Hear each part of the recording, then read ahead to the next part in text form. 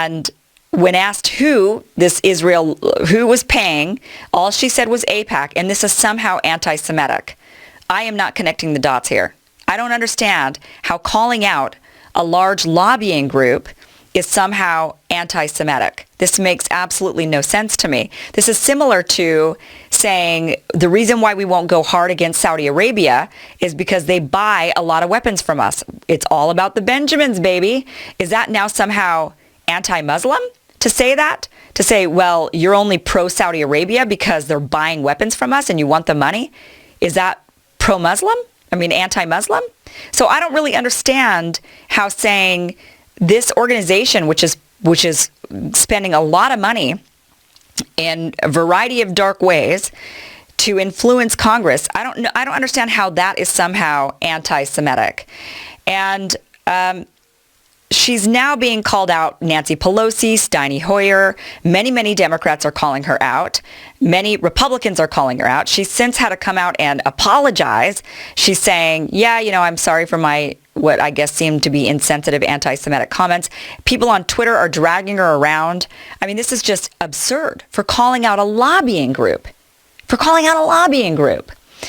it gets worse. There was actually a documentary series that was done by Al Jazeera. This was actually done in 2016.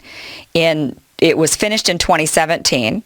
They were unable to actually publish it. It ended up being censored by Qatar, which is the gas-rich Gulf Emirate that funds Al Jazeera. They actually came under intense Israel lobbying pressure, so they did not release the film.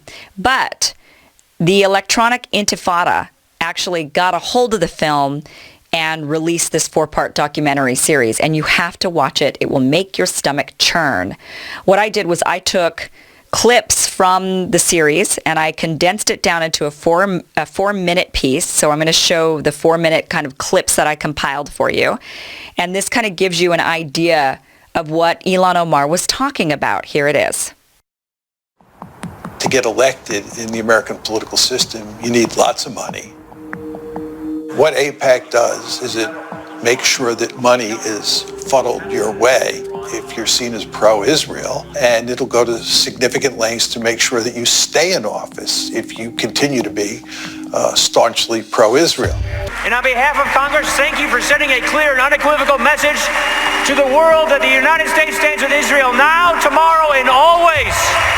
I reject the BDS movement, whether it be on campuses in France and London or right here in the United States of America. May God bless Israel. May God bless the United States of America. May God bless you all. Thank you so much. Thank you. If you get AIPAC support, then more often than not, you're going to win. Congressmen and senators don't do anything unless you pressure them. They kick the can down the road unless you pressure them. And the only way to do that is with money. Right now, our current contribution limit from any person to a candidate is $2,700. Now, that's a lot of money, and that can certainly buy some gratitude with the lawmaker.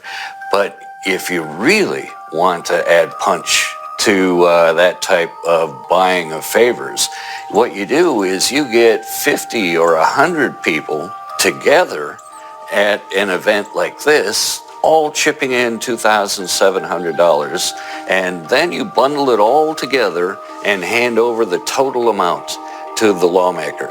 At that point, we're talking anywhere up to $250,000. So suddenly you've got a group of people with the same demand they want from the lawmaker handing over $250,000.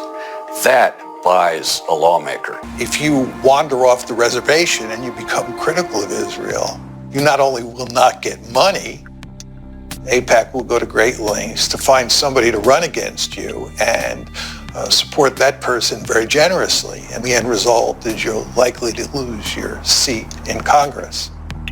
In 2002, AIPAC was lobbying Iran to vote for the invasion of Iraq. The executive director of AIPAC said that his most important accomplishment was securing the authorization for the use of U.S. military force in Iraq. AIPAC was pushing it very hard. Why does AIPAC benefit from the United States going to war? The United States getting involved in wars in the Middle East is ultimately in Israel's interest. We don't ask a goddamn thing about Palestinians. You know why? Because it's a tiny issue, that's why. It's a small, insignificant issue. The big issue is Iran. We want everything focused on Iran. Voice my views about the Israeli lobby, that my career would be over, and implied that it would be done through the Post. And sure enough, the Washington Post editorialized brutally. Everybody ganged up.